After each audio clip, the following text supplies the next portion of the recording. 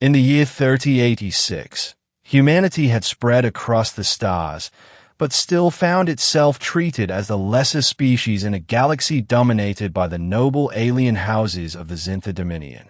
Among those aristocrats was Baron Vorthinkorl, a towering, reptilian noble known for his ruthlessness, pride, and scorn for anything human.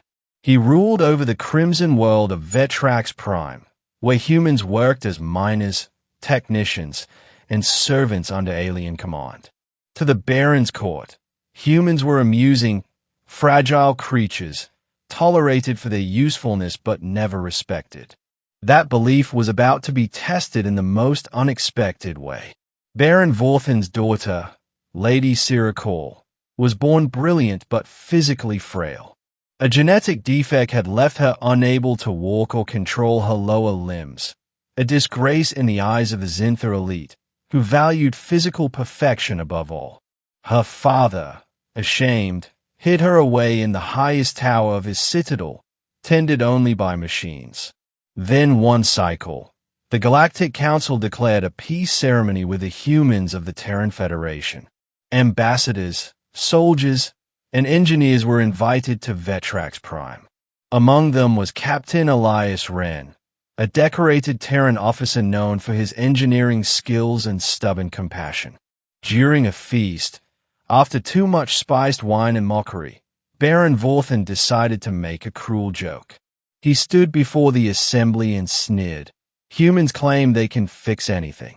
Let us see if that holds true. I give my broken daughter to your kind. Let this human fix what even the greatest Zintha physicians could not. Laughter echoed through the hall.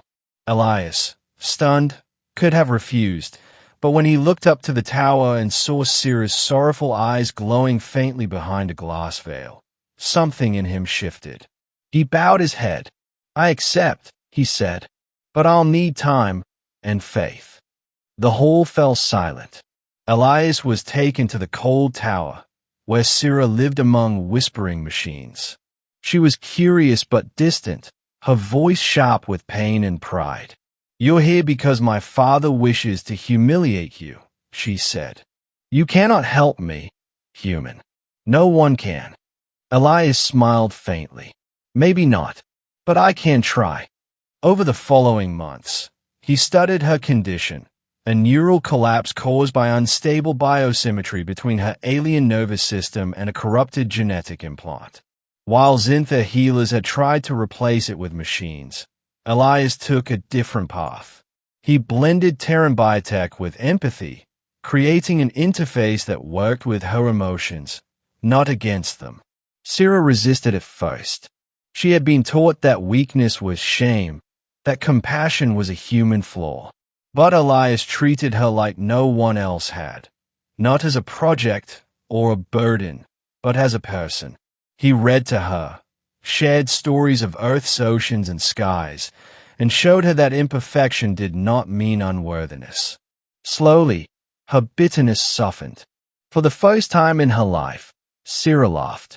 And for the first time in centuries, the tower echoed with something other than silence. After 9 lunar cycles, Elias unveiled his creation, a hybrid exosymbiotic neural lattice designed to integrate with her biology and repair her broken pathways.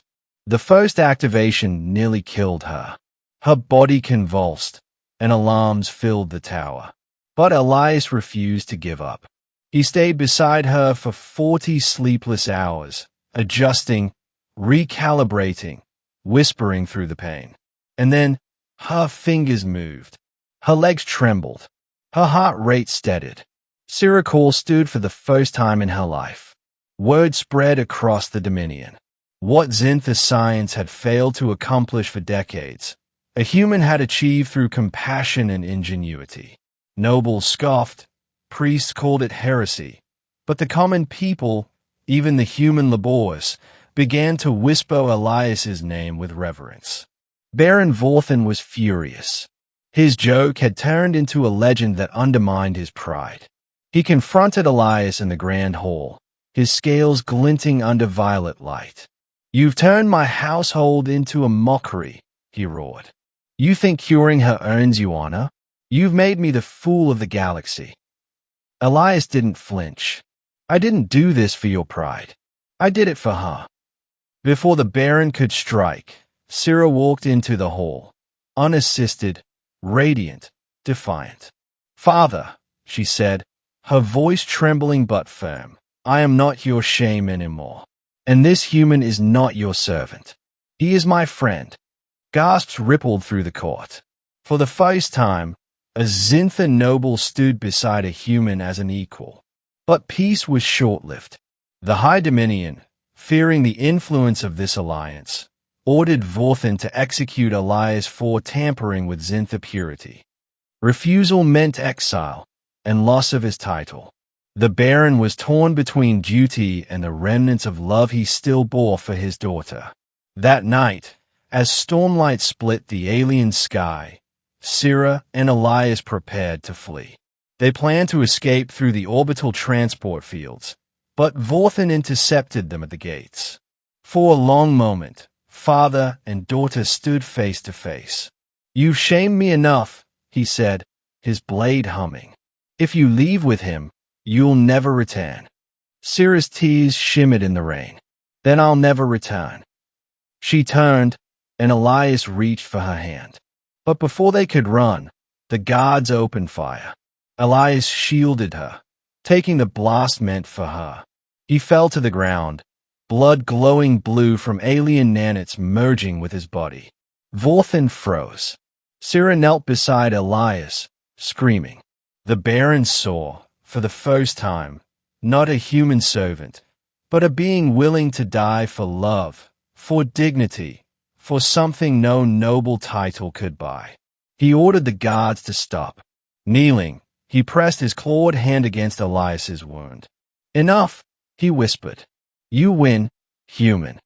Vorthan used his own blood to activate an ancient healing rite, forbidden to share with other species. The ritual fused Elias's life force with Syrah's neural link, saving him at the cost of the Baron's vitality. As dawn broke, the mighty Baron of Vetrax lay still, his scales dulled. But Syrah stood tall, her father's crest woven into her armor, Elias at her side. Together, they addressed both species. We are not enemies, she declared.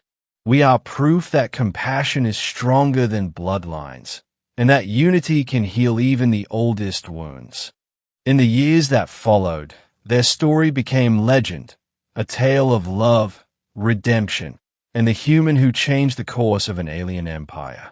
And on the crimson world of Vetrax Prime, a statue was built of a human and an alien standing hand in hand, beneath the words, not by power, but by understanding.